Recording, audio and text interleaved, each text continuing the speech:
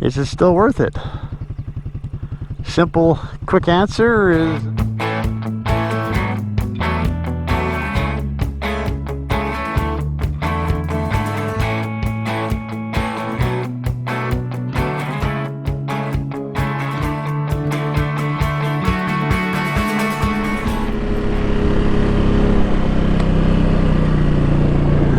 Okay. This looks like a good spot. Oh, come on, you can do it. Pile's a little soggy and a little wet.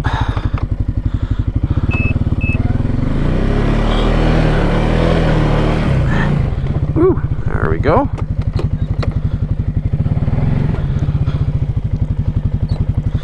This is a good spot as any, eh?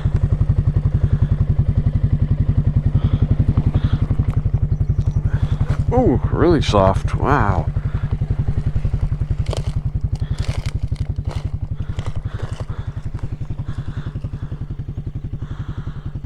All right.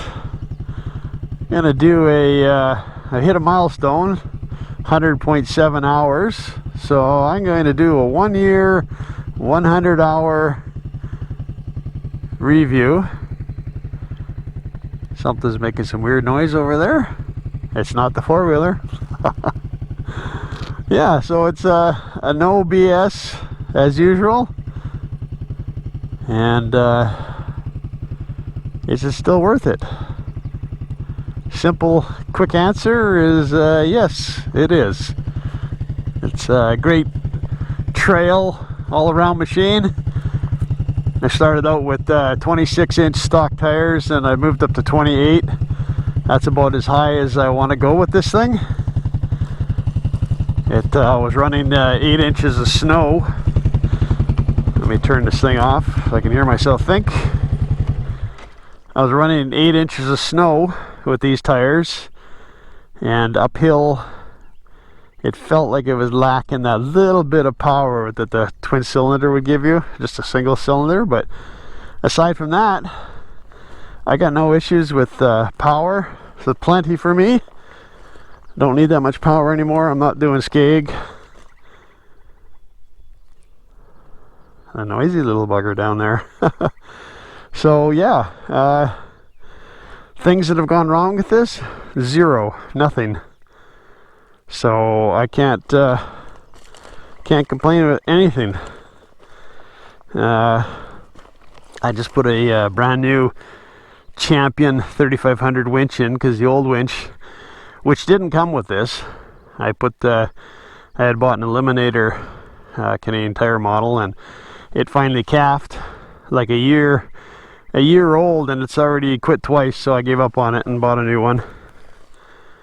So I've added a few things. I got the Nope sight lights on here. These are a really nice set. A nice cross between a flood and a spotlight. Haven't done a heck of a lot else. Yeah, this that's the Eliminator that used to be in here. This is a Champion now. It's got a nice little hook. Just added a bunch of little mounts. I put the handguards on, full wrap handguards, which are nice. I like those. The winch control. I got the Can Am corner or Aero ATV rack on here. This was still the first version. I haven't even seen the second version, but it's got some upgrades, better hinges, better lock. So you can see Steve at aeroatv.com for that if you want one. This is 2023 Can Am Outlander 700. I got the link box and the link gas can mounted on here. That's how she works. Clips in, locks in. Carry electric chainsaw. I've greased the bearings. So I shouldn't have an issue with bearings. Sway arm system's a little bit different. I haven't had an issue with it. No issue with the battery. Changed the oil twice. Easy to get at. There's your gear case oil, engine oil. It's separate, so you gotta change both.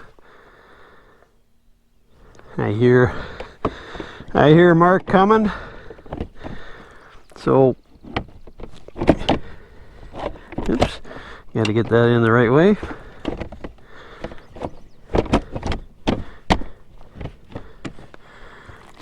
Yeah, I'm just out for a ride today with Mark and Dwayne.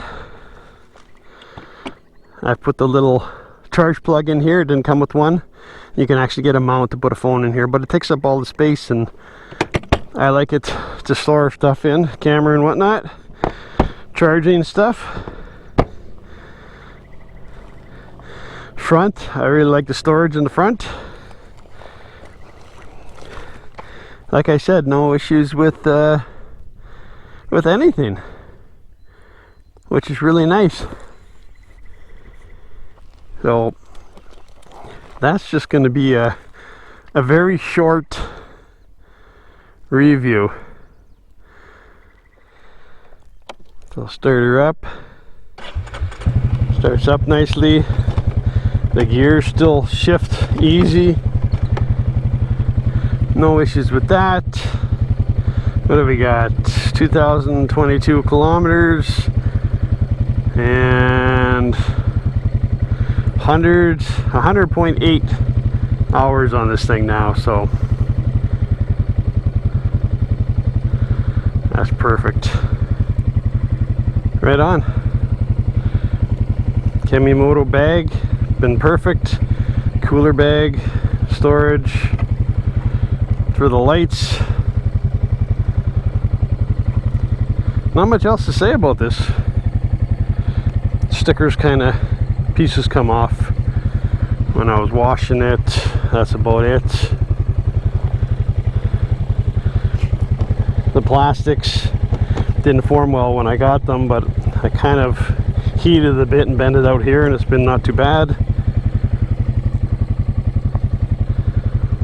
That was the only major issue, but the plastics don't fit quite perfect. But you know, I'm not out to win any show and shine awards. I stuck my old Outlander ATV with the bear on there. Stuck it on here just for something to do. Might as well use it up. Anyways, that is my review.